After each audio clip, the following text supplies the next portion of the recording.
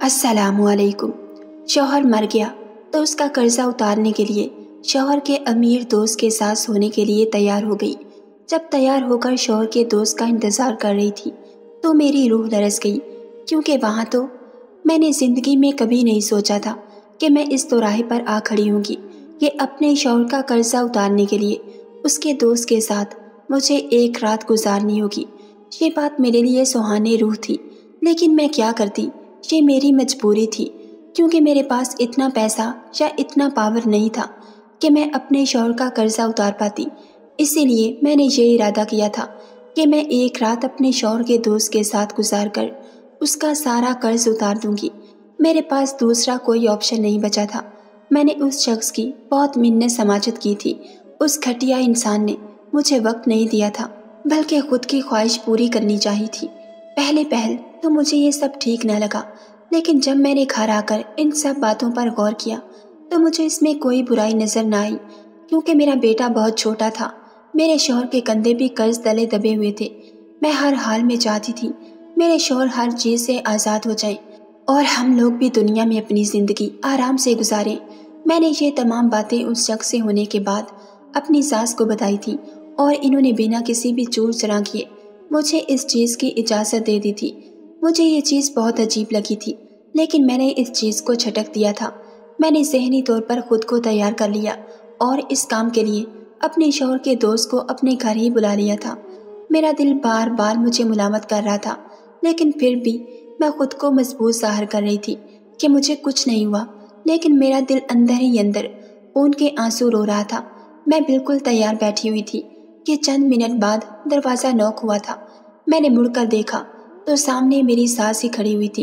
इन्होंने कहा कि वो बंदा आ गया है और ड्राइंग रूम में बैठा हुआ है। मेरी सांसें एकदम मुंतशिर हुई थी। मेरा दिल बहुत तेज़ी से धड़का था। मैं जानती थी आगे का लाएअमल क्या होने वाला है। मैं सब कुछ जानती थी। आज मेरी रात कितनी अज़ियतनाक होने वाली है। मैंने हमेशा अपना जिस्म और अपनी रूह अपने शौहर के लिए रखी थी, लेकिन आज मैं ये सब कुछ किसी और के नाम करने वाली थी। यही चीज़ सोचकर मेरा दिल बहुत ज़ोरों से धड़क रहा था। मेरे हाथ ठंडे पड़ रहे थे, मेरे माथे पर छोटे छोटे पसीने आ रहे थे। मैंने खुद को मुकम्मल कंपोज किया और खड़ी होकर ड्राइंग रूम की जानब बढ़ी, और जैसे ही मैंने कमरे में कदम रखा मेरी हालत गैर होती जा रही थी। लेकिन मुझे हर हाल में खुद को मजबूत ज़ाहिर करना था, क्योंकि इस रात के बाद हमारी ज़िंदगी सुकून में आने वाली थी। मैं सब जानती थी। इस वजह से मैंने दरवाजे पर खड़े होकर एक गहरी सांस ली और कदम अंदर की जानब बढ़ाए। मुझे वासिया महसूस हो रहा था। वह शख्स मुझे बहुत मैनी खेजी से देख रहा था और उसकी निगाहें मुझे अपने जिस्म के आर पार होती महसूस हो रही थी। मेरी हालत बिल्कुल ख़राब होती जा रही थी। मैं खामोशी से उसके सामने सोफे पर बैठ गई। वो यकदम मेरे साथ वाले सोफे पर आकर बैठ गया था। मैंने घबराई हुई आंखों से उसकी जानब देखा। वो मेरी तरफ देखकर कहने लगा, जब सब जानती हो आज की रात का क्या मामला तय हुआ है, तो इतनी दूर देखने का मकसद। मैं कुछ कहती इससे पहले ही उसने मेरा हाथ पकड़कर यकदम सहलाना शुरू किया। मेरे दिल की धड़कन बहुत तेज़ हो रही थी। मेरे शौहर मुझे बेसाख्ता याद आने लगे थे। मुझे बहुत रोना आ रहा था। जिन आंसुओं को मैं रोकने की कोशिश कर रही थी वो अब सैलाब की मानित निकल रहे थे। उसने जब मुझे रोते देखा तो सर उठाकर मेरी जानब देखा और पूछने लगा, क्या हुआ है, क्यों रो रही हो? जब हाँ कर दी है तो मलकाई जज्बात बनने की कोई ज़रूरत नहीं। उसकी आवाज़ में ज़रा भी गुस्से का अंसर शामिल नहीं था। मैंने उसकी जानिब देखा और भराई हुई आवाज़ में बोली, मैं जानती हूँ मैं आपके मुआहदे पर पूरी उतर जाऊँगी आज की रात, लेकिन मेरा दिल बहुत रो रहा है, क्योंकि मैं हमेशा से अपने शौहर की वफादार रहना चाहती हूँ। बस अपने शौहर के सर से ये बोझ और अपनी ज़िंदगी में सुकून लाने की खातिर आपके साथ ये सब करने पर मजबूर हूँ। उसने मेरी बात सुनकर एक बुलंदे बांग कहका लगाया और कहने लगा, किस शौहर की बात कर रही हो लड़की? वो शौहर जिसने तुम्हारे साथ। और जैसे जैसे वो मुझे बातें बोलता गया मेरे कदमों तले से ज़मीन निकल गई। महसूस होता था मुझे वासिया तौर पर जैसे घर की छत सर पर आ गिरी हो। मुझे उसकी बातों पर यकीन नहीं आ रहा था, क्योंकि मैं तसव्वुर भी नहीं कर सकती थी कि मेरे शौहर मेरे साथ ऐसा। मैं हमेशा से ही अपने घर भर की लाडली रही थी, जिसके बायस सब मुझसे बहुत ज़्यादा प्यार करते थे। छोटी होने की वजह से مجھ پر بے ساختہ ہی بہت زیادہ ہی پیسہ لٹایا جاتا۔ ہر کوئی مجھ سے پیار کرتا تھا، میری ہر خواہش کو اولین ترجیح مانا جاتا تھا۔ میرے منہ سے صرف ایک دفعہ ایک بات نکلنے کی دیر ہوتی، میرے بابا اور میرے بھائی فوراً ہی اسے پورا کر دیتے تھے۔ میں بچپن سے ہی اپنی ماں کے بہت قریب رہی تھی، جس کے باعث میری ماں بھی مجھ سے بہت زیادہ پیار کرتی تھی۔ میرے علاوہ کوئی میری دوسری بہن نہیں تھی۔ میرے 4 بھائی تھے، جن کی میں ایک اکلوتی بہن تھی۔ میرا میٹرک ہو جانے کے بعد جب میں نے آگے پڑھنے کی بات کی تو میرے ماں باپ نے اس بات کو رد کر دیا اور کہنے لگے کہ ہمارے خاندان میں اس چیز کی اجازت کسی کو بھی نہیں دی گئی، تو تمہیں بھی نہیں دی جائے گی۔ لیکن میں نے بہت ضد کی اور رونے لگی، لیکن کوئی بھی میری بات پر توجہ نہیں دے رہا تھا۔ اس بار کوئی بھی میرے آنسوؤں سے بھی پگھل نہ رہا تھا، کیونکہ یہ ہمارے خاندان کی روایت تھی، اور خاندان کی روایت کسی کو بھی توڑنے کا حق نہیں، اور نہ ہی کسی میں اتنی طاقت ہے کہ وہ خاندان کی روایات کو توڑ ڈالے۔ لیکن میں نے ٹھان لی تھی کہ میں اپنی پڑھائی کو آگے بڑھا کر ہی رہوں گی۔ میں نے اپنے بڑے بھائیوں سے بہت ضد کی، لیکن کسی نے بھی میری بات کو اہمیت ہی نہ دی۔ آخر میں تھک ہار کر میں نے خودکشی کرنے کی کوشش کی اور بنا کوئی بھی بات سوچے اپنی کلائی پر چھری پھیر لی۔ زیادہ خون نکلنے کی وجہ سے میں موقعی واردات پر ہی بے ہوش ہو گئی۔ جیسے ہی میرے بھائیوں نے مجھے اس طریقے سے کچن کے فرش پر گرا دیکھا تو فوراً بھاگ کر میری امی کو بتایا، اور وہ لوگ مجھے فوراً ہی اسپتال لے کر گئے۔ وہاں جانے کے بعد بہت مسائل ہوئے، پولیس کیس تک بات پہنچ گئی، کیونکہ یہ ایک خودکشی کا میٹر تھا۔ جیسے تیسے کر کے میرے بھائی نے سارا معاملہ رفع دفع کیا۔ میری حالت کافی خراب ہو گئی تھی، کیونکہ خون کافی زیادہ نکل گیا تھا۔ میرے ماں باپ بھائی سب بہت زیادہ ڈر گئے تھے، کیونکہ میں بہت چھوٹی تھی اور اس عمر میں اتنی بڑی حرکت میری صحت کے لیے بالکل بھی ناقابل برداشت تھی۔ ڈاکٹر نے تو آخر میں جواب تک دے دیا تھا کہ ہم کچھ نہیں کر سکتے، لیکن میری ماں کی دعائیں اور میرے باپ کے آنسوؤں نے مجھے واپس اپنی زندگی کی طرف لوٹا دیا تھا۔ اور جیسے ہی میں ہوش میں آئی تھی، میری ماں میرے سینے سے لگ کر بہت روئی تھی۔ میری نگاہیں دروازے کی جانب اٹھی تو مجھے شرمندگی نے آن گھیرا۔ میرے بابا بھی کھڑے ہوئے آنسو بہا رہے تھے۔ مجھے اپنے آپ پر بہت غصہ آیا کہ میں نے اتنا بڑا قدم کیوں اٹھایا اور اپنے ماں باپ اور اپنے بھائیوں کو اتنی تکلیف کیوں دی۔ میری ماں نے روتے ہوئے کہا، جیسا تم کہو گی ویسا ہی ہوگا۔ میں نے بے یقین نگاہوں سے ان کی جانب دیکھتے ہوئے پوچھا، کیا میں اپنی پڑھائی کنٹینیو کر سکتی ہوں؟ تو انہوں نے بے ساختہ کہا، بالکل تم کر سکتی ہو، تم سے بڑھ کر ہمارے لیے کچھ بھی نہیں، خاندان کی روایات بھی نہیں۔ میری خوشی کا کوئی ٹھکانہ نہ رہا، میں بے ساختہ ہی خوشی سے چیخ اٹھی تھی۔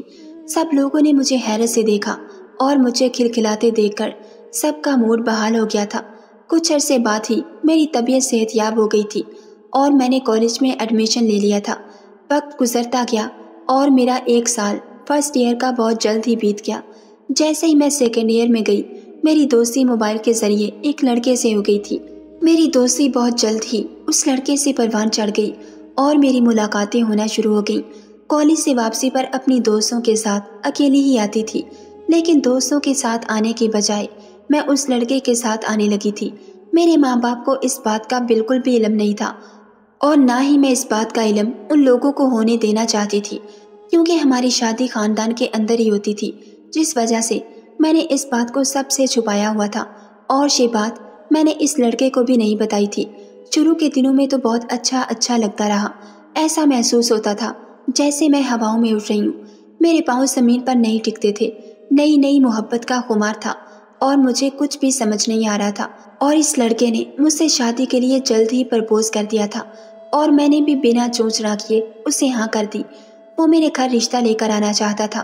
میں نے اسے یہی کہا کہ تھوڑے دن انتظار کر لو، میں اپنے گھر والوں کو منا لوں، اس کے بعد رشتہ لے آنا۔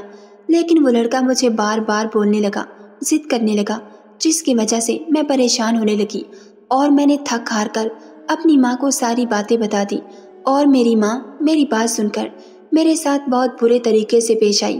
انہوں نے مجھے بہت زیادہ ڈانٹا اور مجھے اس لڑکے سے بالکل بھی رابطہ کرنے سے منع کر دیا، اور یہاں تک کہ انہوں نے میرا موبائل فون تک چھین لیا۔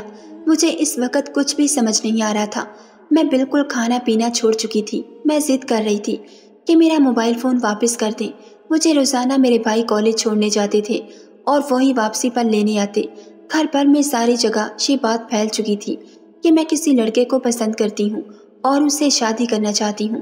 میرے بابا میری طرف دیکھنا تک پسند نہیں کر رہے تھے۔ جو بھائی مجھ پر جان چھڑکتے تھے وہ مجھ سے بات تک نہیں کر رہے تھے۔ میری بھابھی بھی میری طرف نہیں دیکھتی تھی اور یہ چیز مجھے اندر ہی اندر مار رہی تھی، کیونکہ میں ہمیشہ سے ہی پیار کی عادی تھی، اور جب پیار کا عادی بچہ اگر اسے اتنا زیادہ نظر انداز کیا جائے تو اسے بہت تکلیف ہوتی ہے۔ ایسا ہی میرے ساتھ ہو رہا تھا۔ میرا رابطہ اس لڑکے سے بھی نہیں ہو رہا تھا اور میرے ماں باپ بھی مجھے پیار نہیں کر رہے تھے۔ میں اندر ہی اندر گھٹتی جا رہی تھی۔ میں نے روتے ہوئے اپنی ماں سے بہت معافیا مانگی کہ میں اس لڑکے سے کوئی رابطہ نہیں کروں گی، آپ مجھ سے بات کر لیں، مجھ سے ویسے ہی محبت کرنا شروع کر دیں۔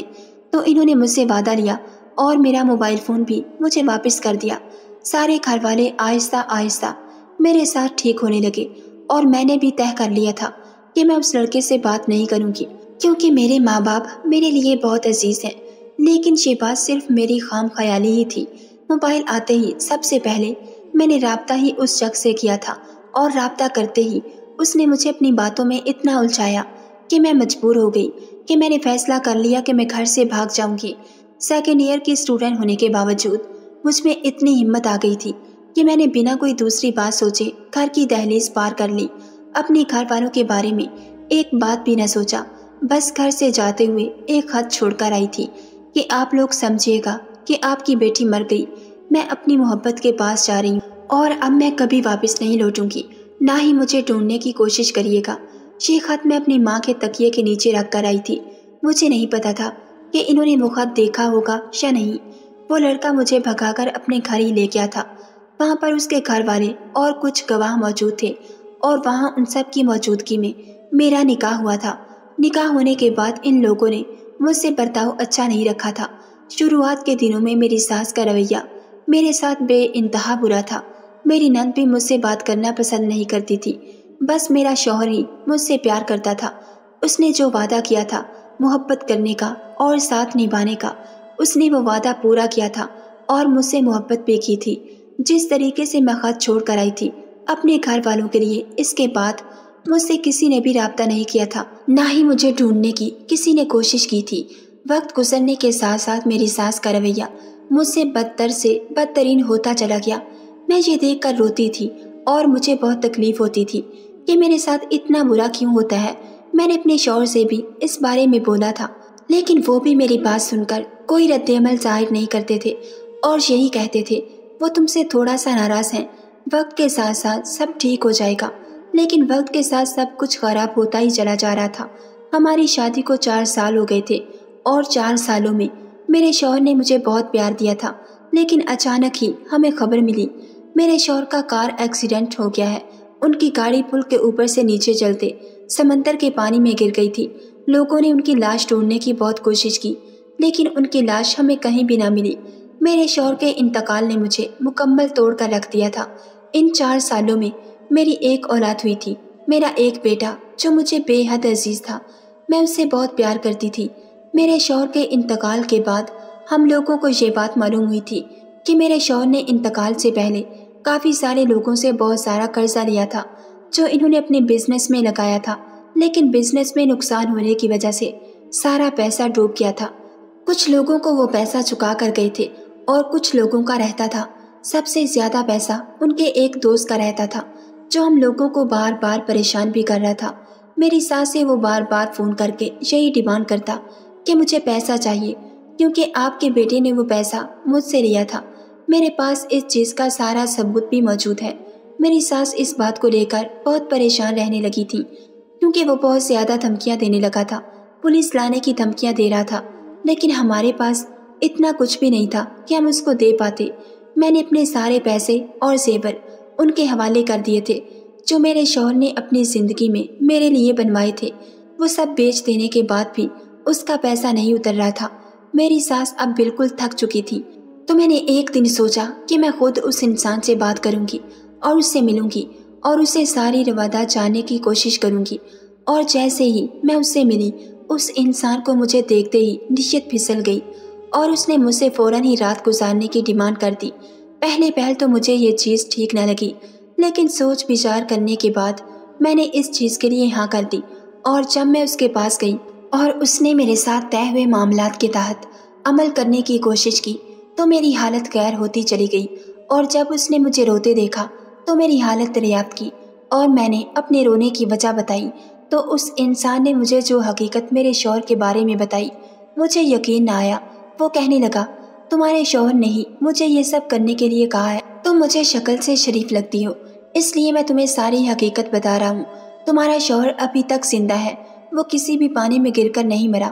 اس سارے ڈرامے میں تمہاری ساس بھی شامل ہے اور یہ پورا گھرانہ تمہیں بے وقوف بنا رہا ہے۔ تمہیں اس بات کا علم ہی نہیں، وہ ایسا نہیں کر سکتے۔ آپ کو شاید کوئی غلط فہمی ہوئی ہے، اس چیز کا سوال ہی پیدا نہیں ہوتا۔ میں ایک دم اپنی جگہ سے کھڑی ہوتی ہوئی بولی تو اس انسان نے مجھے واپس پکڑ کر صوفے پر بٹھایا اور کہنے لگا، تمہیں یقین نہیں آئے گا، میں جانتا ہوں، کیونکہ مجھے پہلی ملاقات میں ہی اندازہ ہو گیا تھا تم اپنے شوہر سے بہت محبت کرتی ہو۔ میرا دل اسی دن چاہا تھا تمہیں سب باتیں بتانے کا، لیکن مجھے تمہارے شوہر سے پیسے وصول کرنے تھے۔ پر مجھے اب اندازہ ہو رہا ہے میں آج اپنی خواہش نہیں بلکہ ایک بنت حوا کی عزت کو روند رہا ہوں، اس لیے میں نے تمہیں تمام سچ سے روشناس کروا دیا۔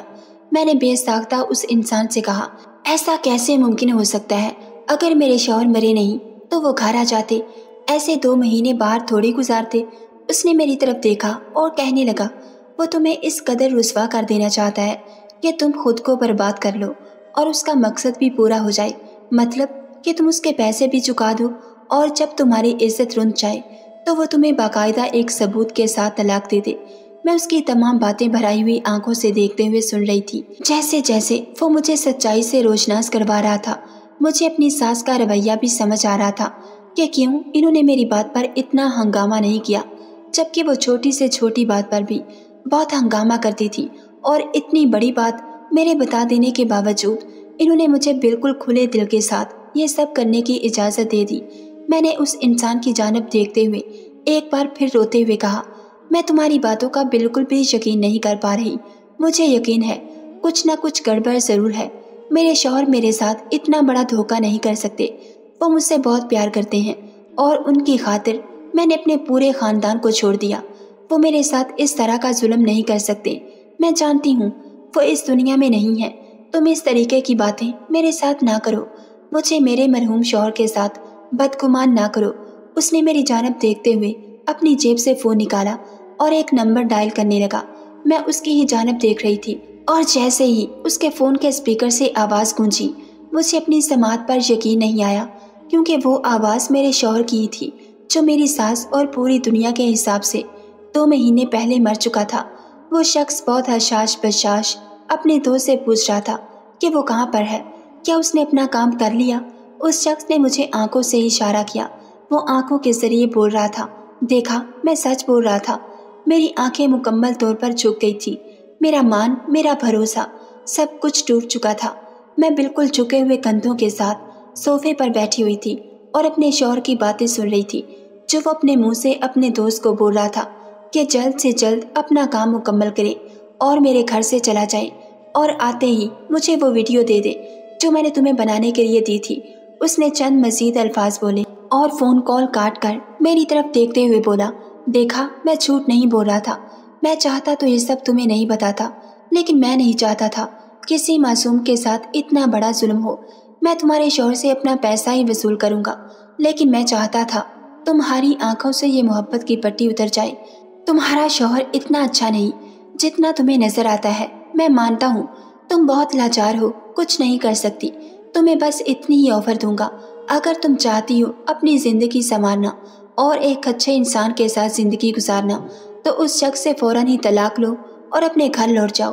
میں تمہارے لیے کچھ نہ کچھ ضرور کروں گا۔ میں نے اس کی جانب دیکھتے ہوئے کہا، ہم جیسی بھاگی ہوئی لڑکیوں کا کوئی گھر نہیں ہوتا۔ میں نے اپنے گھر کی روایات کو توڑ دیا تھا، اپنے گھر والوں کا سر جھکا کر اپنے گھر کی دہلیز پار کر لی تھی اور وہاں ایک خط چھوڑ کر آئی تھی جس میں واضح طور پر یہ لکھا تھا کہ میں سب کے لیے مر چکی ہوں، تو میں کس منہ سے آج وہاں جاؤں؟ میری آواز بہت بھاری ہو گئی تھی رونے کے سبب۔ آپ سے بس اتنی سی درخواست کروں گی، مجھ پر اتنی عنایت کر دیں، اگر ہو سکے تو مجھ پر اتنا احسان کر دیں، ہم لوگوں پر یہ قرض معاف کر دو اپنی بہن سمجھ کر، اور میرے شوہر کو اتنا کہہ دو کہ میں نے تمہاری بیوی کے ساتھ ایسا کچھ بھی نہیں کیا، تم گھر لوٹ جاؤ۔ उस इंसान ने मेरी तरफ देखते हुए एक बार फिर पूछा, तुम ऐसा क्यों कर रही हो? मैंने तुम्हें इसलिए सारी सच्चाई थोड़ी बताई थी कि तुम फिर भी इस कुएं में कूदो। मैंने उसकी जानब देखा और फिर दर्द से मुस्कुराते हुए बोली, हम जैसी भागी हुई लड़कियों के साथ ऐसा ही होता है, वो कहीं की नहीं रहती। मैं आप सबसे भी आज यही कहना चाहूँगी, अपने माँ बाप को अव्वलीन तरजीह दें। किसी भी इंसान के लिए अपने घर को ना छोड़ें। तो ऐसे ही दर दर की ठोकरें खानी पड़ती हैं। और वो इंसान मेरी बातें सुनकर बिना कुछ बोले वहाँ से चला गया था, जबकि मैं जानती थी वो आज मेरे साथ क्या करने वाला था। लेकिन न जाने क्यों उसका दिल मोम हो गया था और उसने मुझे गंदा करने से पहले ही मुझे छोड़ दिया था और अपने घर को लौट गया था। नाज़रीन, अगर आपको हमारी वीडियो पसंद आई है तो लाइक और शेयर ज़रूर कीजिए और ऐसी मज़ीद वीडियोज़ देखने के लिए हमारे चैनल को सब्सक्राइब कर लीजिए।